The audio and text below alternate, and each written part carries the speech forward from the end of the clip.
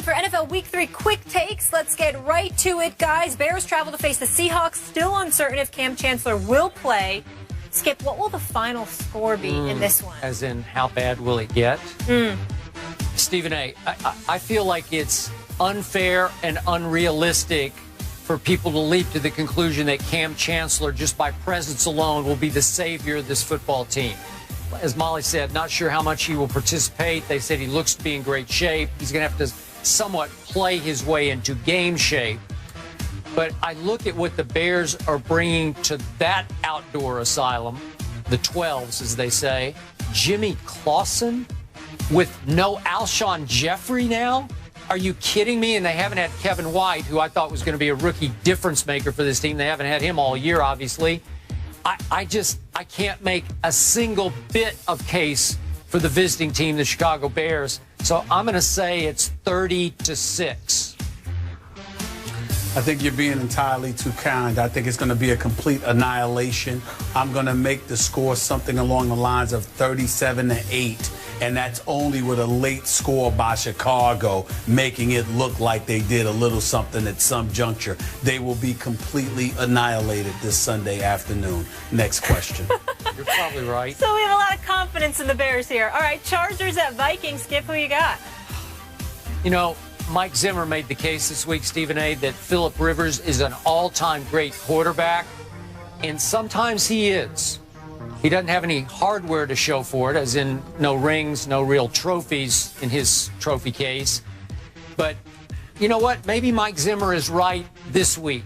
I think Phillip Rivers will be very good at Vikings. I'm going to go with the visiting Chargers. I can't figure them out, but they have the capability to beat a Vikings team that I'm still not completely sold on, even though they've had their moments so far this year. So I'm going to go 24-21 visiting Chargers. Look, they got Steve Johnson, they've got Keenan Allen, and they've got Phillip Rivers, who's completing, I think it's like 81% of his passes. Skip, he's completed 56 of 69 passes thus far this year. And I'm looking at Minnesota, and I'm just not sold on their ability to score the ball. So I'm going to go with you, and I'm going to pick the Chargers, the visiting team in this game. I think they're going to win somewhere along the lines of 27-19. San Diego on the road. Let's go NFC South now. Skip? Wow. Saints at Panthers. Stephen A., I'm going to guess. I'm going to assume that Drew Brees will try to play in this game. We're still not sure. He's saying that he's going to do everything in his power to play, and we know he's a tough guy. We know he's got a bruised rotator cuff. I'm going to say he guts it out and tries to play. And as we spoke of earlier, Jarris Byrd is returning at safety on Rob Ryan's defense, and Keenan Lewis is returning at corner, so that should help some. But as we spoke yesterday, talk about not sold. I think the Saints in general are on their way down, even though Luke Kuechly is probably out with a concussion for the home team, the Panthers. I just think Cam Newton and company, it's a division game. They're all close, but I just have to go with the Panthers here, 21-17. Well, listen, I think that their defense is playing well, albeit their first couple of games, I think it was against Jacksonville and Houston. In the end, they've got the number 2 defense in football right now. I think Rivera's got them headed in the right direction on the defensive side of the ball. Offensively, I'm quite shocked at what I'm seeing from Cam from an offensive standpoint, only completing about 53% of his passes. But then again, when Ted Ginn is your number 1 wide out, you know you've got a problem. But I think it speaks to how pathetic I think the Saints are this year. I think Cam Newton and the Panthers win this game at home. I'm going to pick them to win 22-16. Carolina, it is. Luck in the Colts against Mariota in the Titans. Skip? It's Andrew Luck. I mean, he has to finally win one game, right? This has got to be a luck lock. It's got to be, come on, 24-17 against Mariota. I think they're going to put up more points than that. I think Colts are going to score about 31 in this. I think they're going to win like 31-20. Real fast, San Francisco, Arizona. San Francisco, Arizona. I got the home team 30-17. Stephen A. I'm rolling with Arizona 27-20. All right, I love it. Looking forward to this week. I feel like we're going to know a lot more after week 3. I hope so. You guys with me? Stephen A. Stay out of that traffic. I'm Stay good. safe there in y'all NYC. Enjoy y'all weekend.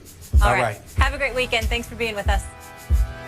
Travel to face the 0-2 Ravens on Sunday. The Ravens are in danger of falling to 0-3 for the first time in franchise history, but there is some good news for Baltimore.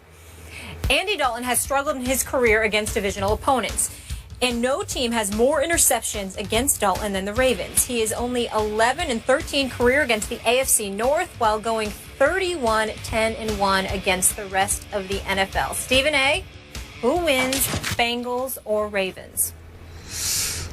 I got to tell you, the Bengals are the better team, Skip Bayless. And that defensive line led by Geno Atkins can give the Browns some problems, especially when your guy Forsett, who was supposed to be the heir apparent to the Ray Rice era, had over 1,000 yards rushing last year, looked really, really good, is averaging less than 4 yards a carry right now. Their running game doesn't seem to be that impressive. Their passing game, even though Joe Flacco's completing about 64% of his passes, doesn't seem to be that great because they don't seem to have anybody other than Steve Smith to throw the football to. Beautiful name, by the way. And then we get to the defensive side of the ball, and now Terrell Suggs is gone. So C.J. Mosley, Ladarius Webb, and those boys, they're going to have to get it together. They're going to have to do something. I have no reason to make this pick, Skip, because the Bengals are clearly the better team. But this is at the Ravens. 0-3 will practically seal their fate. I just have too much respect for Ozzie Newsome, for John Harbaugh and these boys, their history, their reputation, how they respond to such challenges, particularly in the regular season, knowing they have Pittsburgh up next, which could lead them to an 0-4 start. I just can't see that happening. For those reasons, more so heart than head, I'm going to have to go with the Ravens to protect their home turf and finally put a win on the board for this regular season. Are we all missing the boat on the Cincinnati Bengals? Of course we are. I mean, are they really that? I don't even have them in the playoffs before the year started. Is it possible they're just going to steamroll through the regular season and go 14-2 and have home field advantage all the way through the playoffs? Is that possible?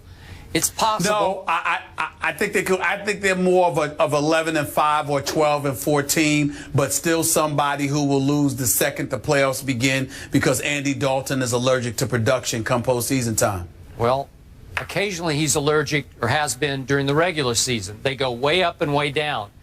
And I'm going to guess that they will continue to ride this roller coaster this year. And I am with you.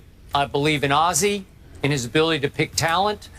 And I believe in John Harbaugh as a head football coach. And I believe in that organization. And I don't think they're going to fall to 0-3. They got a tough schedule break. They had to go out west for their first 2 games and stay out west. They lost a very, very close game to Denver at Denver. And then they had a little hangover. And they didn't quite get ready enough for an Oakland Raider team that I said before the year is very dangerous and is going to win some games it shouldn't. And that was one of them, barely. What was it, 37-33? I think they go home and say no to a division rival. I think it'll be close, your basic North headbanger game. But I think in the end that the home standing now Ravens, I think they'll win this game 24-21. I'm with you. I will tell you this with Giovanni Bernard and the way that he's been playing along with Jeremy Hill, more so Bernard than Hill. They've got the 4th-ranked rushing attack in the NFL right now. And Andy Dalton, I'm not going to sit there and completely excoriate him. He's no scrub. He's completing about 68% of his passes, Skip. He hasn't thrown an interception yet, and his quarterback rate is like 120. I got to give respect where respect is due and say that Andy Dalton is playing some pretty damn good football, and Hugh Jackson must be doing a good job with him. But being in Baltimore, knowing how desperate they are, it's going to be a playoff caliber atmosphere up there this week. And in my estimation, it's not something that Andy Dalton usually responds to. So I got to give the edge to the Ravens. But again, it's more heart than head because Cincinnati is clearly the better team right now.